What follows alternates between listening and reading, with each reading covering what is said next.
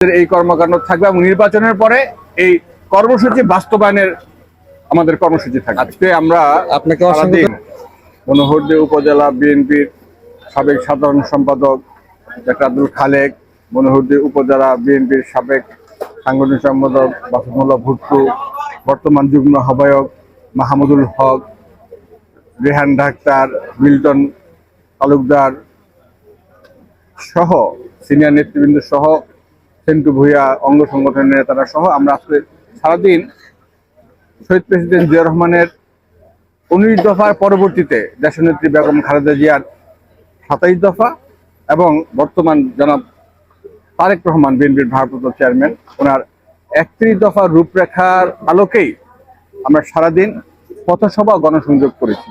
আমরা লিফলেট দিয়েছি 31 দফার, আমরা বিভিন্ন পথসভায় আমরা জনগণকে এই 31 দফা সম্পর্কে বলার চেষ্টা করেছি, ব্যাখ্যা দেওয়ার চেষ্টা করেছি এবং তাদেরকে এই 31 দফার আলোকে আগামী দিনে রাষ্ট্র বিনির্মাণে, রাষ্ট্র কাঠামো মেরামতের জন্য সম্পৃক্ত হওয়ার জন্য আহ্বান জানিয়েছি।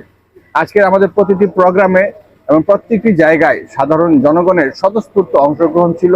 তাদের আমাদের পাশে ঐক্যবদ্ধভাবে থাকার তাদের শপথ ছিল।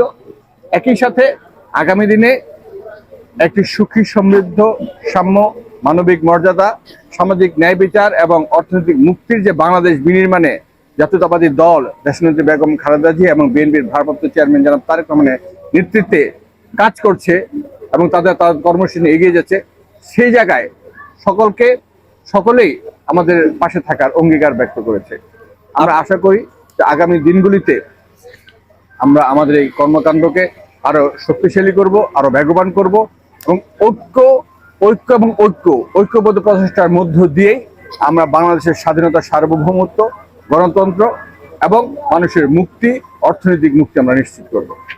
আজকের যে গণসংযোগ এটা কি চলমান থাকবে কিনা এবং বেলাবর এবং মনোহরদী প্রতিটি ইউনিয়নে কি আপনার এই কার্যক্রম চালাবেন? আমাদের এই কর্মকাণ্ড অনেক আগে থেকে শুরু হয়েছে, মাঝে মাঝে বিভিন্ন কর্মসূচিও থাকে, কিন্তু আমাদের এই যে 31 দফার রূপরেখার যে জনসচেতনতা সৃষ্টির যে কার্যক্রম এটি চলমান থাকবে।